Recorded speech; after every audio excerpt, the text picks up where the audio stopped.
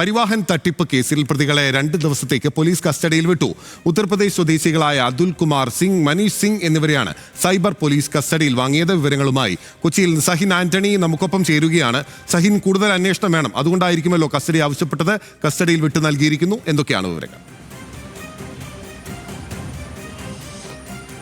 തീർച്ചയായിട്ടും ബില്ല, അതായത് ഇവരെ 7 ദിവസത്തേക്കായിരുന്നു പോലീസ് കസ്റ്റഡിയിൽ ആവശ്യപ്പെട്ടിരുന്നത്. നമ്മൾക്കറിയാവുന്ന പോലെ തന്നെ സംസ്ഥാന മോട്ടോർ വാഹന വകുപ്പിൻ്റെ പരിവാഹൻ സൈറ്റിൽ കയറിയായിരുന്നു ഇവർ വലിയ തട്ടിപ്പ് നടത്തിയത്.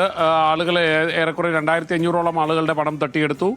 പിന്നീട് ഇത് ആളുകൾ പരാതി നൽകി. 700ഓളം കേസുകൾ സംസ്ഥാനത്താകമാനം ഇവർക്കെതിരെ ഉണ്ട്.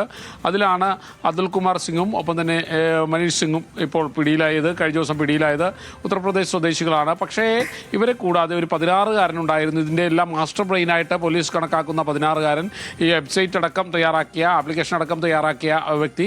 ആ 16-കാരനെ 30-ാം തീയതിയാണ് പോലീസ് ചോദ്യം ചെയ്യുക. 30-ാം തീയതി ആളോട് ഹാജരാകാൻ ആവശ്യപ്പെട്ട് ആ പോലീസ് നോട്ടീസ് നൽകിയിട്ടുണ്ട്. ഇപ്പോൾ പ്രതികളെ 2പേരെയും കസ്റ്റഡി കിട്ടിയിട്ടുണ്ട്. ഇവരെ ഇനി വിശദമായി പോലീസ് ചോദ്യം ചെയ്യും. എന്തായാലും നാളെയും മറ്റന്നാളുമായി കാര്യങ്ങൾ ഇവരിൽ നിന്നും മനസ്സിലാക്കാൻ കഴിയുമെന്നാണ് പ്രതീക്ഷിക്കുന്നത്. ബില്ല. ശരി, സഹിൻ ആന്റണിയാണ് വിവരങ്ങൾ നൽകിയത്. പരിവാഹൻ തട്ടിപ്പ് കേസിൽ പ്രതികളെ 2 ദിവസത്തേക്കാണ് പോലീസ് കസ്റ്റഡിയിൽ വിട്ടിരിക്കുന്നത്.